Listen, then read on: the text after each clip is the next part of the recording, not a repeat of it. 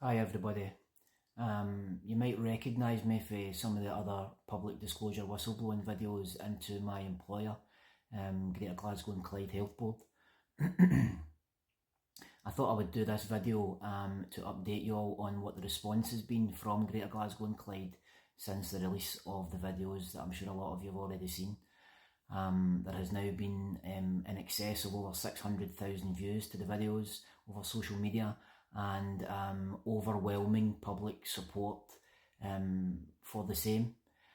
Since that, there has been no suspensions.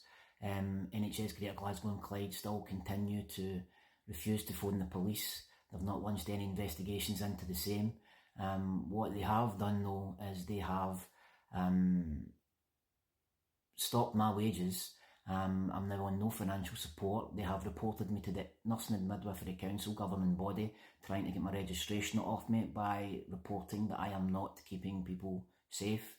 Bearing in mind I've just done multiple public disclosures exposing corruption, potential serious criminality, falsification of documents, falsification, cover up a responsibility of death, and I'm just about to release more on the cover up of contaminated water. So implying that I am a nurse that is not trying to keep people safe is quite perplexing to me.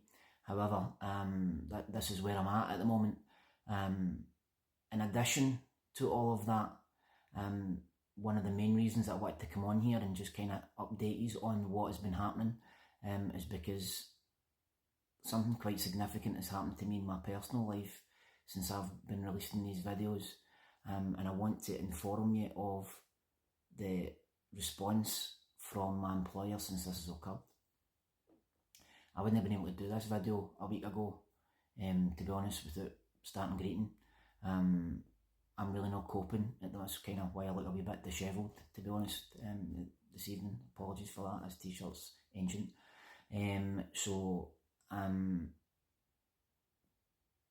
The longest partner that I've ever had in my life has just died in very dramatic circumstances. And I'm not really coping with that at all, to be honest. And I've not been coping with it since it's happened. I have asked my union to please contact my employer and to postpone the stage 3 hearing that they have railroaded me into, to postpone that, to give me time to grieve and to come to terms with what's happened. I'm going to read out the response that my employer has gave to my union related to this, and I'll let you just judge for yourself what you think about that. This is it.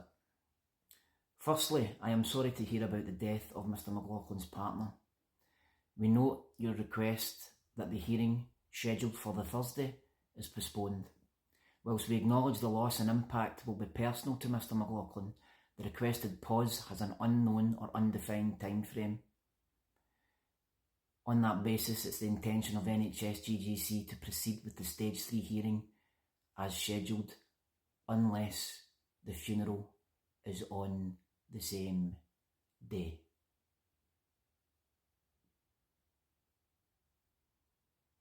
Now, this is not Tesco's or Sainsbury's or a factory.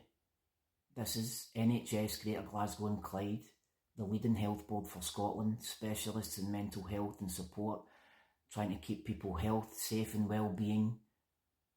This is what they're doing to me. This is the treatment that they're giving me as their employee and whistleblower.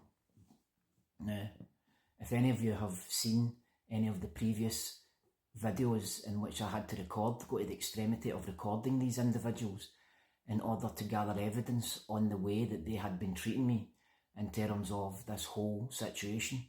The previous one was a sickness absence review meeting in which they refused to discuss my sickness, which is just nonsensical.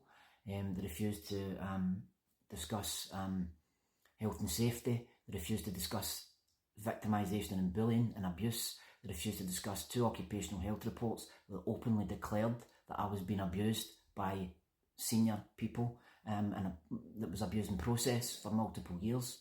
the fact that my union rep had her car set on fire as a result of what she believed to be repercussions for questions that she was asking related to my case, bearing in mind my cases surrounding the cover-up of contaminated water, etc., and a lot of different really extreme things, cover-up responsibility for death, etc. And I lost my train of thought. See what I mean? I'm not really on the ball at the moment. But this is basically where I'm at just now. They're railroading me through this stage 3 despite the videoed evidence of the corruption that has been occurring in these meetings.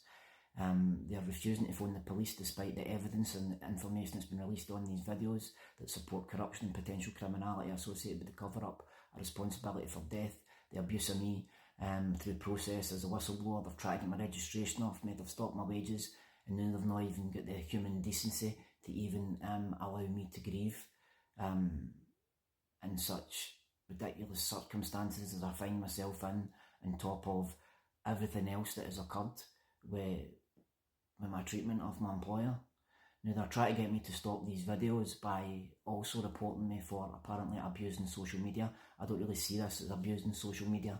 I can't think of a better use for social media than for somebody to try to expose the fact that a health board is potentially covering up the responsibility for death and victimising people that are trying to get investigations into a potential contaminated water supply cover-up. I can't think of a better way of using social media, and yet they're saying that I'm abusing social media in order, basically because they know that it's potentially going to expose the culture and situation with my employer.